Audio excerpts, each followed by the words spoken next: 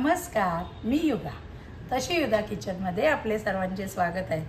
आता उन्हाळा सुरू झाला, जागोजागी कैऱ्या आंबे दिसले की आपली लगबग सुरू होते. ती म्हणजे कोणती, तर लोणचे घालण्याची. मग कधी मेथांबा करतो, लोणची घालतो, कटकी कैरी, असे विविध प्रकार घराघरात केले जातात. आज मी असंच तुम्हाला पारंपरिक पद्धतीचे आंब्याचं लोणचं दाखवणार. चला तर मग बघूया साहित्य आणि कृती. या मी कैऱ्या धुवून स्वच्छ पुसून घेतल्या. ह्या 1.25 किलो कैऱ्या आहेत. आता ह्याच्या आपल्याला हव्या तेव्हा कैऱ्यांचं लोणचं करताना जे पण गोष्ट घ्याल एकदम स्वच्छ धुवून पुसून सुकं करून घ्यायचं. आता मी या कैऱ्यांच्या फोडी करून घेणार मला हव्या तशा. सर्वप्रथम काय करायचं, हे कैरीचं चिकाचा भाग आहे तो काढून टाकून द्यायचा. त्याच्यानंतर इथून जेवढं आपल्याला कापता येईल, साल काढायचं नाही आहे कारण आपल्याला वर्षभर टिकण्याचं लोणचं आहे. पण मी नेहमी फोडी अशा लहान करते. कारण काय होतं, जेवणात मुलांना जेव्हा आपण लोणचं वगैरे देतो तेव्हा मोठ्या फोडी असल्या तर बरेच जण लोणचं फेकून देतात आणि मग वायाला जातं. त्यामुळे जरा बेताच्याच आकाराच्या फोडी करायच्या. म्हणजे मी तुम्हाला आता दाखवते. ह्या कैरीच्या मी याप्रमाणे फोडी करणार.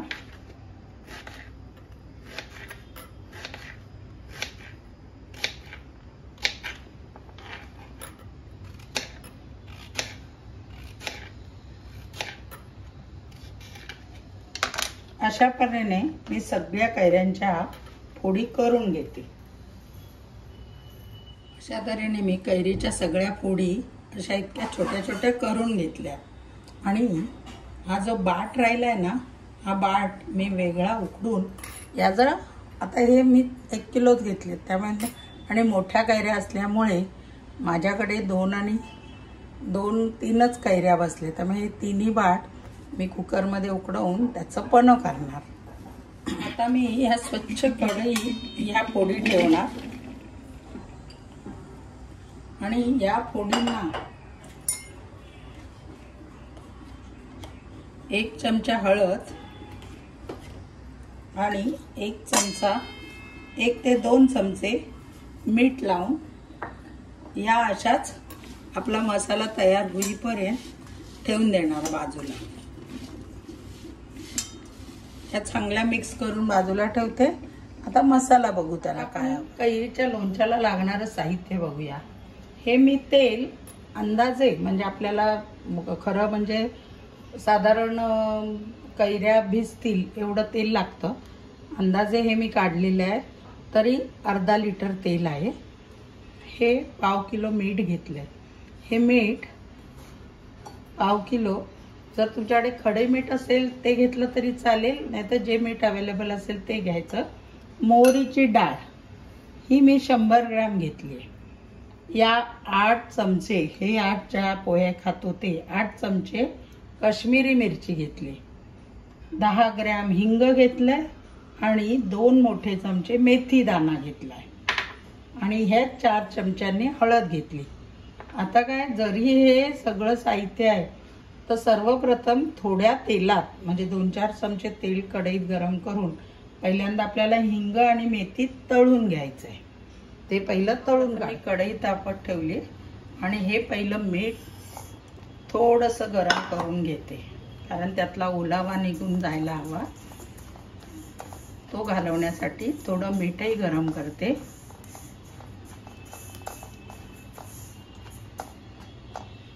मीठ गरम झालंय, त्याला काढून घेते. तसंच आता ह्यात ही मोहरीची डाळ पण भाजून घेते. सगळे जिन्नस आपल्याला साधारण भाजून घ्यायचे. त्याचं कारण त्यातला ओलसरपणा असेल तो निघून जाईल आणि आपलं लोणचं टिकण्याला मदत होईल. ही मोहरीची डाळ पण गरम झाली आहे, तिलाही मी काढून घेते. आता याच कढईत 2-4 चमचे तेल टाकते. गॅस बारीकच ठेवायचा आहे.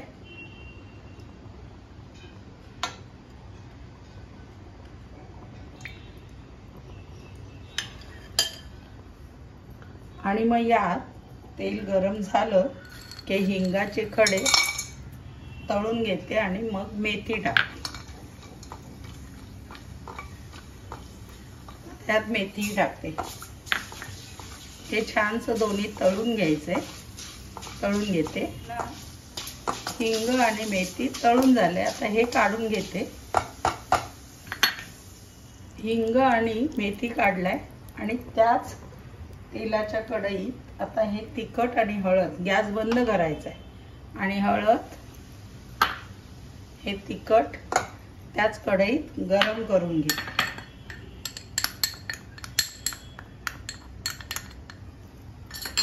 आणि ही डाळ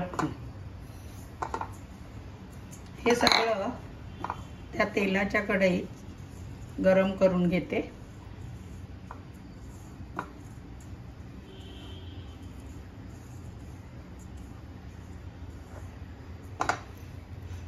यातच हे मीठही टाकते गरम झालेलं. आणि आता हे सगळं कढईतलं गरम साधारण झाल्यावर हे एका साईडला काढून घेते. सगळं कढईतला मसाला भाजून झालेला काढला.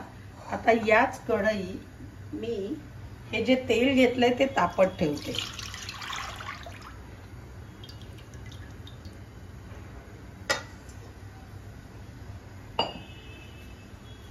आणि हे तेल छान कडकडीत तापवायचंय आणि मग गॅस बंद करून पूर्ण थंड होऊ द्यायचं. ते मी तापवून घेते. तोपर्यंत मी मेथी आणि हिंग वाटलं. तेल कडकडीत तापलंय. मी गॅस घालवते आणि या तापलेल्या तेलात परत 1 चमचा हिंग,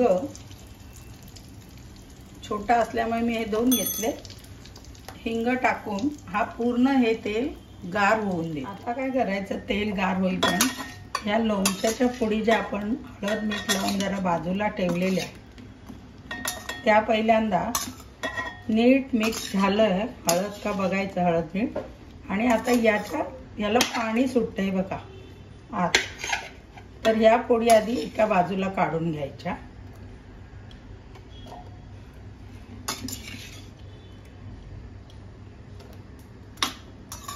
त्याचं पाणी बिलकुल घ्यायचं नाही.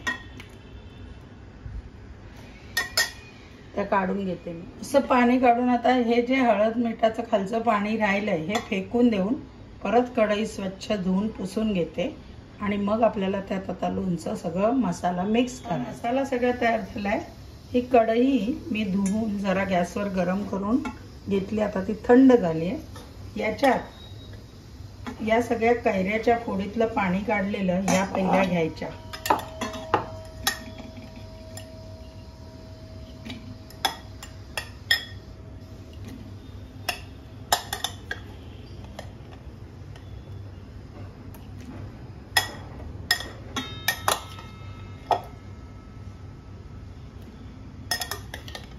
ह्या पहिल्या फोडी घेतल्यात.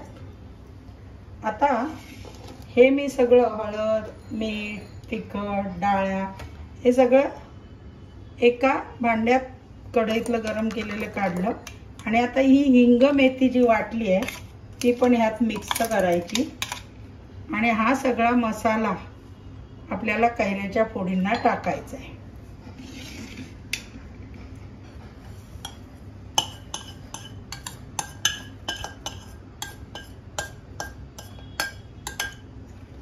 आता हा मसाला छानसा फोडींना पहिला सगळा लावून घेते मी. असा मसाला टाकलाय. हा सगळा मसाला फोडींना चोळल्यावर हे जे कढईत आपण तेल गरम केलेलं हे तेल पूर्ण थंड झालंय बघा. मी बूट टाकते. आता हे तेल या लोणच्याच्या मसाल्यात पूर्ण ओतून द्यायचे.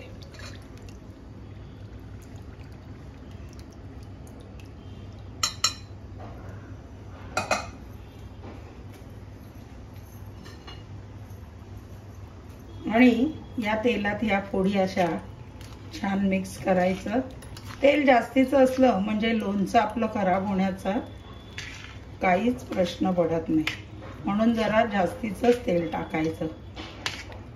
आता काय करणार आहे मी, हे जरा असंच 2 तास असंच बाहेर ठेवणार, कारण सगळ्या लोणच्यांना तो मसाला छान लागला जाईल.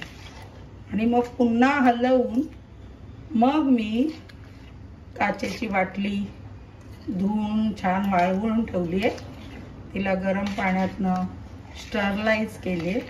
आणि आता हे भरण्याआधी ती कोरडी बाटली लोणच्याची घेऊन मग हे मी भरणार. पण मी हे 2 तास यातच मुरवत ठेवणार, म्हणजे मसाला सगळा नीट लागेल फोडींना.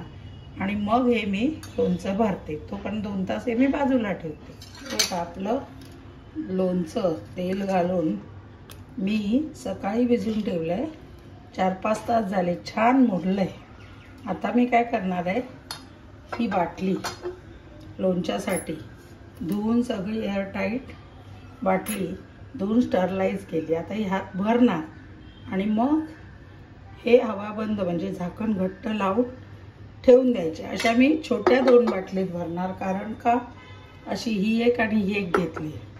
मोठ्या बाटलीत भरलं तर एक जेव्हा पण आपल्याला लोणचं काढायचं तर त्याच बाटलीला सारखं हाताळून लोणचं खराब होऊ शकतं. छोट्या बाटलीत काढलं तर एकच बाटली एका वेळेला आपण काढून त्यातलं काढू शकतो, दुसऱ्या बाटलीला हात लावला जात नाही.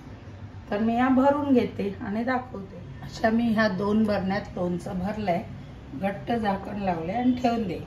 छोट्या एका बरणीत थोडं का काढलं तर हे रेग्युलर आपल्याला खायला वापरता येतो. जेव्हा हे संपेल तेव्हाच ह्याला, आणि तेल बघा वरपर्यंत ठेवलंय मी, म्हणजे लोणचं लवकर खराब होणार नाही.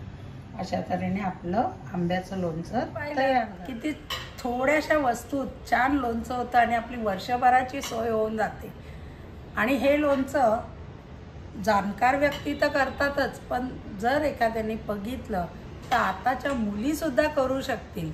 तेव्हा जरूर करा आणि कसं झालं हे मला कमेंट्सद्वारे नक्की कळवा. लाईक करा, शेअर करा आणि अजून ज्यांनी सबस्क्राईब नसेल केलं त्यांनी जरूर करा. धन्यवाद.